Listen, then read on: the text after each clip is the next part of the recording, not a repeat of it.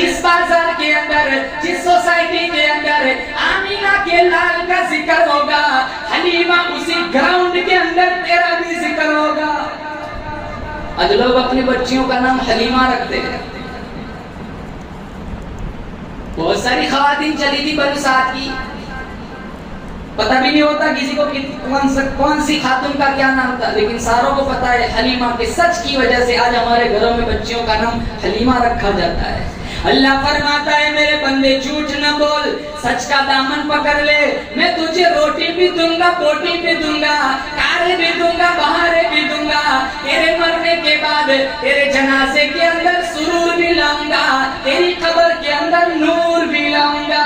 او میرے بندے جھوٹ نہ بول، میں تجھے نفیس کر دوں گا، ہر دل عزیز کر دوں گا، شریعت کا امیر بنا دوں گا، موحدین بنا دوں گا، تو صاحب ذنب ہے میں لازم کر دوں گا، تو صاحب خطا ہے میں صاحب عطا کر دوں گا، تیری عادت کو عبادت بنا دوں گا، تیری طبیعت کو شریعت بنا دوں گا، تیری پیشانی کے اوپر میں اپنی دوستی کا تاج سجا دوں گا۔ جو تو میرا تو سب میرا، فلک میرا زمین میری، جو تو میرا تو سب میرا، فلک میرا زمین میری، جو تو میرا تو سب میرا، فلک میرا زمین میری، اگر ایک تو نہیں میرا تو کوئی شے نہیں میری۔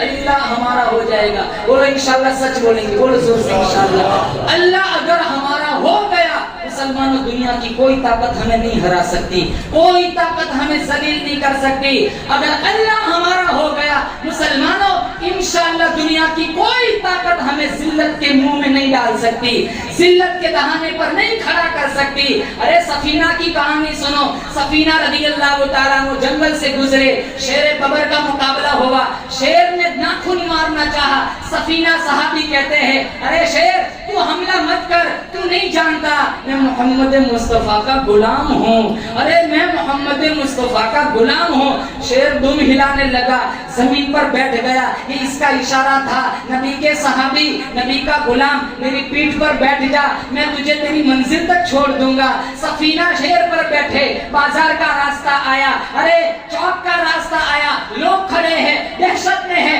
بستی میں شیر آ گیا۔ سفینہ کہنے لگے گھبراؤ نہ، یہ تمہیں کوئی نقصان نہیں پہنچائے گا۔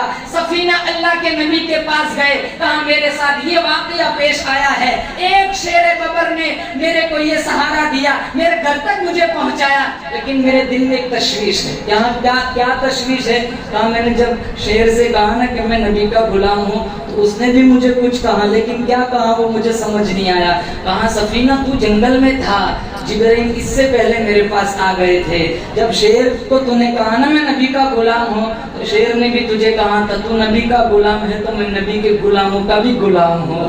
جنگل کا شیر جب صحابی کا تابع بن سکتا ہے، اگر ہم اللہ کی مرضیات کے مطابق زندگی گزاریں گے، ذکر میں اپنی رات گزاریں گے، کیا اللہ ہمارا نہ بن جائے گا؟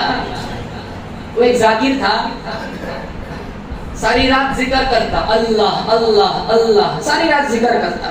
ایک دن شیطان آیا، کہنے لگا کتنے سال ہو گئے ذکر کرتے کرتے؟ تو کہنے لگا 40 سال۔ 40 سال؟ ہاں۔ کبھی جواب آیا اوپر سے، کبھی جواب آیا کہ ہاں میں بھی سن رہا ہوں؟ نہیں، جواب تو کبھی نہیں آیا۔ ابھی چھوڑ، کیوں عبادت کی بھٹی میں جلتا ہے؟ جب جواب ہی نہیں آیا تو کیا فائدہ؟ اس رات کو وہ ذکر کیے بغیر سو گیا۔ اللہ تعالیٰ نے خضر علیہ السلام کو پیغام دیا، میرے بندے کے پاس جاؤ، میرا سلام بھی پیش کرنا، میرا پیغام بھی سنانا۔ خضر علیہ السلام آئے اس بندے کے پاس جو رات کو بغیر ذکر کیے سو گیا تھا، کہا رب کا سلام پیش کرتا ہوں اور اللہ کا پیغام بھی لایا ہوں۔ کہا پیغام کیا ہے؟ کتنا خوبصورت پیغام تھا۔ کہا اللہ نے پیغام دیا ہے، آج تو نے ہمیں یاد کیوں نہیں کیا؟